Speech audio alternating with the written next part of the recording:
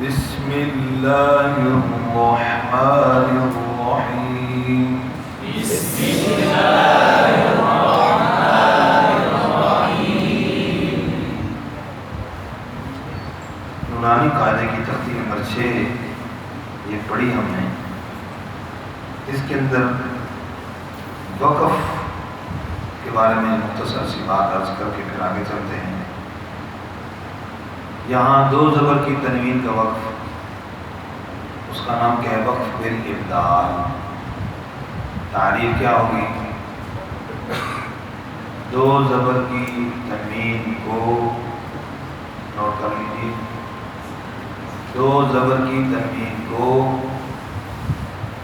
الف سے بدلنا، الف سے بدلنا، اگرچہ مزید وضاحت، اگرچہ اس کے بعد الف لکھا ہوا ہو، جیسے آبادن، وقت میں کیا پڑھیں گے؟ آبادا، یا اس کے آگے یا لکھا ہوا ہو، جیسے ہدن، وقت کیا ہوگا؟ خدا، یا اس کے آگے کچھ بھی نہ لکھا ہوا ہو، دو زبر کی تنوین کے بعد کچھ بھی نہ لکھا ہوا، جیسے ان، وقت کیا ہوگا؟ نداء، اب یہ کسی قسم کا اشکال اس حوالے سے ذہن میں آ سکتا تھا تو وہ بھی دور ہو گیا۔ دو زبر کی تنوین کا وقت الف سے ہے، اس کے آگے یا لکھا ہے مسمن، یا لکھی ہوئی ہے ساتھ، تو وقف کس کے ساتھ ہوگا؟ الف کے ساتھ۔ اس کے علاوہ احد، اس پر وقف کون سا ہے؟ وقف بالاسکان۔ کیا ہے بھائی؟ وقف بالاسکان، آخری حرف کو ساکن کرنا۔ مختصر تعریف کیا ہے؟ آخری حرف کو ساکن کرنا، آخری حرف کو ساکن کرنا۔ اب ساکن کیا جائے گا آخری حرف کو، جیسے احد، وقف احد، یہ کہاں کہاں پر ہوتا ہے یہ بھی نوٹ کر لیں۔ وقف بالاسکان تعریف کیا ہے؟ آخری حرف کو ساکن کرنا۔ یہ کہاں کہاں ہوتا ہے؟ زبر، زیر، پیش، دو زیر، دو پیش، کھڑی زیر، الٹی پیش، ان تمام جگہوں پر وقف بالاسکان ہوتا ہے۔ تیسرا وقف پھر ہے یہاں پر وقف بالابدال، گول تا پر، گول تا کو باطن، وقت میں کیا کریں گے؟ گول تا کو وقف میں ہاں سے بدلنا۔ ٹھیک ہو گیا؟ بس اس کے اندر یہ تین اقسام وقف کیا ہے، تو یا وقف بالاسکان ہوگا، یا ایک دو چار جگہ پہ وقف بالابدال بڑھاوا، اور اس کے علاوہ دو زبر کی تنوین والا وقف بالابدال، جیسے آبادن، وقف آبادان۔ اس کے ساتھ آگے شروع کرتے ہیں تختی نمبر 7 اور 8۔ یہ حروف مدہ کے بارے میں ہے۔ اس کے بارے میں یہ حروف تختی نمبر 8 میں حروف مدہ اصل ہے، اور یہ کھڑی حرکات یہ قائم مقام مدہ ہے۔ اس لیے بچوں کو پڑھاتے ہوئے کڑی حرکات کی صورت میں یہ بھی پڑھا سکتے ہیں جب آپ اس کے اندر مزید وضاحت نہ کریں، لیکن اگر مزید وضاحت کرتے ہوئے سمجھائیں کہ کھڑی زبر میں کو کتنا کھینچنا ہے، ایک الف کے برابر، کھڑی زیر کو بھی ایک الف کے برابر، کیوں؟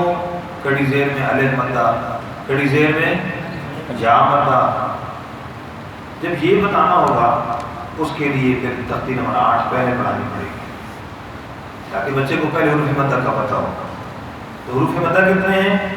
3، الف، واو، یا، جیسے با، بو، بی،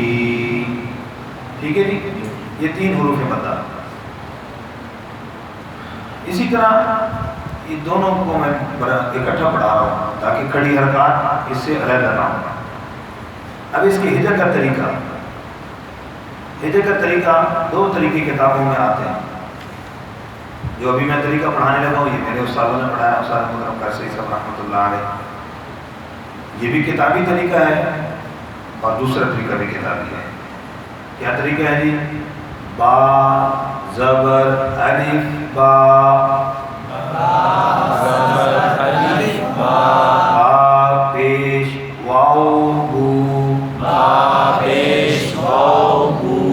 با زید یا بی، با بو بی، ایک ہجر کا طریقہ یہ ہے۔ دوسرا جو عرف عام میں مشہور ہے، پہلے پڑھتے ہیں حروف اور بعد میں حرکت پڑھتے ہیں، جیسے خا الف زبر خا، خا واو پیش ہو۔ اور بچوں کو پڑھاتے وقت یہ ضرور ہاتھ لگانا ہے سمجھا کر، خا زیر یا خا یا زیر خوئی، خا خو خوئی، ٹھیک ہے جی۔ تو یہ ہجر کے دو طریقے، دونوں کتابی ہیں، کوئی اس میں کوئی اختلاف نہیں ہے۔ یہاں پر آپ نے سنانا وہی طریقہ ہے جو میں نے اپنے استادوں کے حوالے سے عرض کیا، تاکہ میرے استادوں کا جو ایک طریقہ ہے وہ بھی بطور سند کے باقی رہ جائے۔ تو اس کا ہجر کا طریقہ کیا ہوگا جی؟ اور ہجر کرتے وقت حروف کا نام شاباش، یہ بات ہر ترتیب میں یاد رہے، حرف کا نام پورا لے۔ مثلا صاد کو پڑھتے ہیں تو یہاں صاد زبر ہے، صاد یوں نہیں، صاد صاد زبر الف صاد، صاد پیش واو صو، صاد زیر یا صی، صاد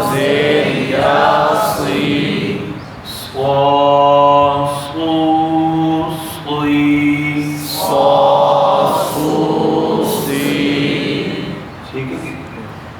اس کے علاوہ موٹے حروف کا یہاں پر پھر خیال رکھنا ہے کہ جب موٹے حروف کے پر حرکت پیش کی یا زیر کی ہوگی تو باریک ہو کر حرف کے بدلنے کا خطرہ ہوگا کہ حرف باریک ہو کر کہیں تبدیل نہ ہو جائے۔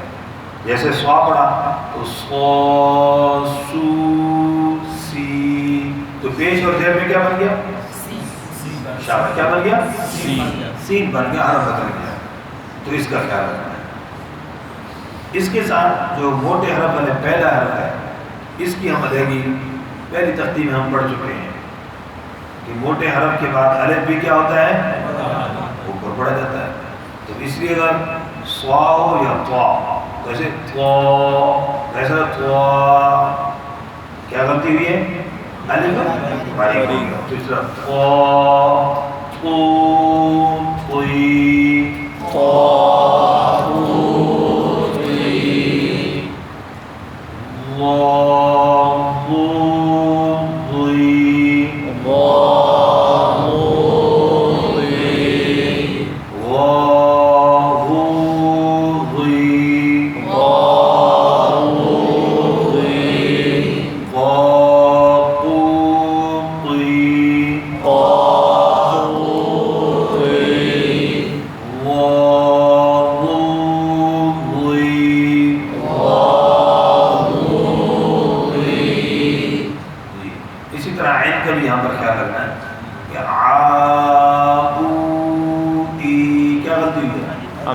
حمزہ بن گیا، دیکھا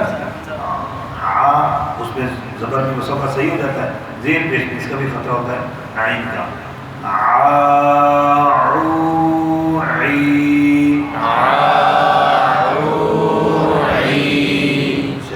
اس کی اس طرح پوری پریکٹس مشق کریں گے۔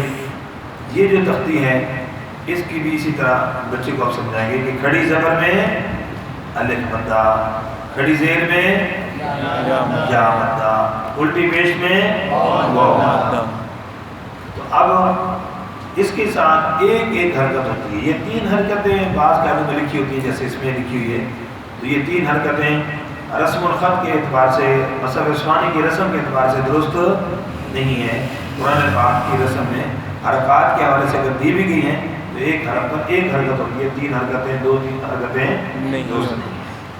اس ترتیب کی وجہ سے جو ترتیب ہے حروف کے اعتبار سے، یہ اس کو ترتیب تجویدی یا نون ساکن کے قاعدوں کی ترتیب کے اعتبار سے، با یہ حرف اقلاب، یا را میم لام واو نون یرملون، حمزہ ہا عین خو عین ہا غین خو، یہ حروف حلقی حروف اظہار ہیں۔